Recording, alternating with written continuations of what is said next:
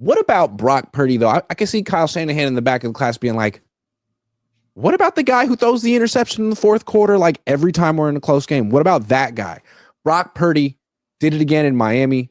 I mean, you could say whatever you want about his resume, as Lombardi likes to do. You can find whatever advanced statistic, his QBR. In that game against the Rams, if he had just played well in the fourth quarter of that one game, everything else would have been forgiven this season. But 2 of 7, 25 yards, 1 sack, 1 pick, 2.4 quarterback rating. It's been that kind of a season for Brock Purdy. Why? What do you see from him? Boy, so much. Like, he's maybe trying to do things that he's not really good at to justify a big contract. He's trying to ad lib without his main weapons and his talent. So he's trying to, again, do things that he's not very good at. When people talk about his arm strength, it's more to it than just throwing the ball deep downfield. It's velocity. So on those like deeper out routes, when the corners can close on it, those are balls that are going to be, knocked down or picked off. So that's not his strength. He's a shorter quarterback, so he gets a lot of balls tipped at the line of scrimmage, and Kyle does not help him out by rolling the pocket and moving out so he can have a clear lane to throw. He's standing in there with guys 6'5", 6'6", jumping up, and he has to throw around them, and a lot of balls are tipped and a lot of picks are made. So he's regressed. His strengths have always been accuracy and progression, and we know what his weaknesses are, and it seems like his strengths have not been strengths this year. He has not been progressing well, and he has not been very accurate. So when you take those two things away from him that are his strong points, and quite frankly, he is not healthy. I don't care what he says. Just looking at him, he's not making the throws that he normally makes. That all adds up to just having not a very good year in a contract year, no less. I wonder if he's regressed or if he was never as good as we thought he was. And I don't mean to be mean, but like he did get placed into a situation where the team was incredible and the expectations were pretty low. Like, be better than Trey Lance, who's a project and might be good when he's 30 one day. Like, be better than Jimmy Garoppolo, who's like a shell of himself and has no confidence. And this kid comes in and plays with a ton of moxie and is like scrambling around, playing with flair. And it's like, oh, franchise quarterback. Like, well, no, this year, now you get an opportunity to show that you're the man, like Stafford is for the Rams. And in the fourth quarter of this game, he was 7 of 8 for like 90-something yards, and his quarterback rating was 15 or something. I mean, he just, when they needed him to be great, that's what you're paying for. So it's like, okay, Christian McCaffrey went down. All right, well, here's your audition to show that you're the freaking man, that you really should have been the MVP last year. And what does he do? Have a pretty freaking mid-season. So I don't know if he's regressed or if this is just like the real Brock Purdy standing up. Yeah, and Grant, we talked earlier about, the Niners in the second half and more specifically the fourth quarter. I mean, this year we have a coach and a quarterback that have not quite done well in the fourth quarter, and that's a bad recipe, and you wonder why a lot of close games are being lost. Yeah, they can point the finger at each other like Jimmy and Kyle used to do, but it seems like it's both of them. It's both of them. Yeah. They go hand in hand with each other. Yeah. So, I mean, $60 million just seems hilarious to me. I don't understand how you can give him any kind of multi-year extension and feel confident that you got the guy. Like, this season has been so disappointing.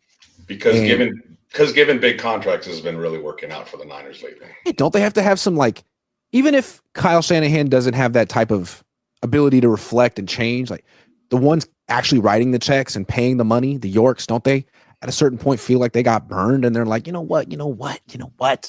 Let's not just give away $250 million because you say we should, because this one guy had one good year and it was a while ago. Yeah, those return on investments are not working well. And if you don't make the playoffs and get that playoff revenue, then maybe the Yorks finally are going to start looking at Kyle slightly a little bit differently. And I think it's interesting. I feel like the Niners aren't necessarily great at predicting the future, on how things are going to go with contract negotiations. And I think I'm going to make some predictions here. I think they think that Brock's going to be real appreciative of whatever they offer.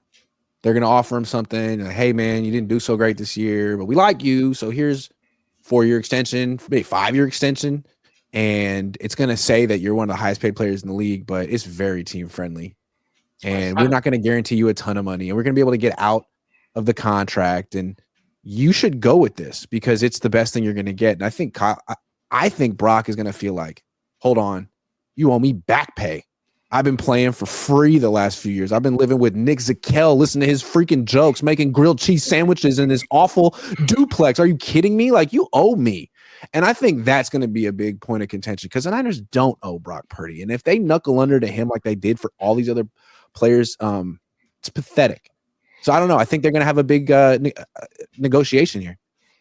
He's not lying. He has definitely been very severely underpaid, but that doesn't justify you going up from $900K to $60 million. Like, I think $900K to $30 million is a quite significant raise that most people in America would be overjoyed with. But I find it a little bit interesting, Grant, that the Niners are protecting Greenlaw, they're protecting Trent Williams, but they're going to throw Purdy out there with third string offensive linemen.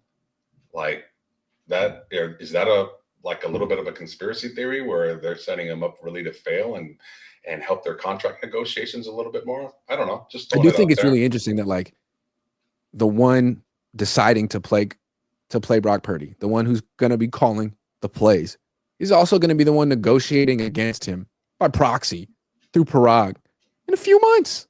So doesn't that feel like a conflict of interest? I mean, Kyle Shanahan can see the future. He understands the implications. Like, hey, if Brock Purdy just magically became cheaper, that wouldn't be bad for the organization. Wouldn't be bad. It's like we're already out of it. I mean, what do we need to call a bunch of screens and give him a bunch of yak and give him a bunch of touchdowns in the red zone? Like, how does that help us? Yeah, a few less zeros would be okay with us based on how the season has gone. I'm not complaining. And don't think that Ben Johnson is not going to be auditioning for a job Monday night and pulling out all the stops. Like, he turned down some jobs last year, and the 49ers job is still an iconic organization. And Ben is going to want to audition in front of Niner ownership, Niner fans, and say, yeah, this is what you can have. Watch my playbook compared to who you have right now. Just saying. I hadn't thought of that. On national television too, Monday Night Football, like, yeah. And, like, we saw Kyle Shanahan when he may or may not have been auditioning for the Bears. All of a sudden, he had ideas. He had screens. He had play action. He was scoring. Right. A little bit of incentive does wonders. No doubt. No doubt. Okay, last thing I want to say with Brock too, like, I don't know. I feel like this has been a very much like a sobering year for the Brock Purdy story because it was such a great story. The last pick in the draft. Are you kidding? Sure. But Sam Darnold's story in Minnesota is also excellent. It's a really good story. And give whatever excuses you want. He's having a much better year than Brock is right now. And he's fulfilling all the talent that people thought he had when he was at USC. He does have a hell of a freaking arm. He is big and kind of mobile too. And I wonder, like, did the Niners keep the wrong quarterback? Like, he didn't get to play very much for the Niners. He started that game with backups against the Rams and didn't look that good. But there was that one game against the Ravens, that awful game. And Brock couldn't have been worse. 8 of 18 to 32, 255 yards, no touchdowns, 4 picks. Gets hurt, has a concussion. Darnold comes in, 8 of 14, 81 yards, 1 touchdown, 1 pick. Not great, but better than Purdy. I don't know. I mean, was that another quarterback blunder in the long list of Kyle Shanahan quarterback blunders? Man, and we haven't even talked about that long list of blunders. Long list. Yeah, very like, you had the foresight to bring him in. Congratulations. And then you let him go, and now he's balling for the freaking Vikings. You actually told Tom Brady, nah, I'm good. You don't need to be here. You said, Patrick Mahomes, love your work. Nice arm. You're no Kirk Cousins. Sorry. Just the threat of Kyle remaining here and bringing Kirk Cousins here should completely make the fan base paranoid. Like, you're paranoid about Kyle leaving. No, be paranoid about him staying and having Kirk Cousins, who's immobile, behind that offensive line. Talk about 18 points a game going to like 11 points a game. Jesus, like, what is it going to take? But yeah, Sam Darnold, we don't know what kind of leeway he has, Grant, as far as, like, maybe that coaching staff allows him to audible a little bit more than Kyle is, with his Oh, I let my quarterbacks. I give them 2 plays. Great. What if those 2 plays suck? Another thing Can that's we? interesting to me about the Vikings, though, is like how confident they are with this quarterback situation. You Yeah. got Darnold having a great year, and they're like, cool. We don't have to extend you. We have JJ McCarthy. We have Daniel Jones on the practice squad. Like, we're not saying we won't, but we need to see a little bit more, and we have options. Whereas the Niners are kind of operating. I hear it from fans and content creators too. Like, well, you don't want to alienate Brock.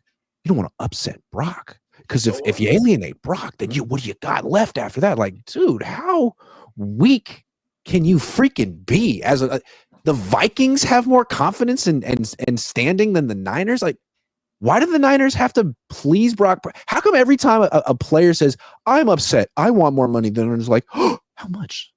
Well, how Stand much? back. Like, why?" When did the players get all the leverage in the world? And the When Niners did like joke around like they're gonna fight back for 3 or 4 months, and then just cave. all show no go? Yeah. Yeah, no, they allow the players to dictate. And you brought up a really interesting question with your dad earlier this week about if the Niners had won a Super Bowl or 2, would they be more likely to just, okay, as guys get older, be like the old Niner regime, which was letting players go? Hey, thanks a lot. You won. Go make a lot of money somewhere else. We're gonna Yeah, say they draft. won the Super Bowl last year, and Trent Williams says, "I'm holding out. I want a new extension."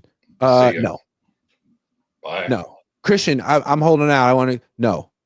Yep. Thank you for the Super Bowl ring, though, for sure. But we were gonna have to move on anyway, and fans are gonna be like grooving on this for the next 10 years. So peace.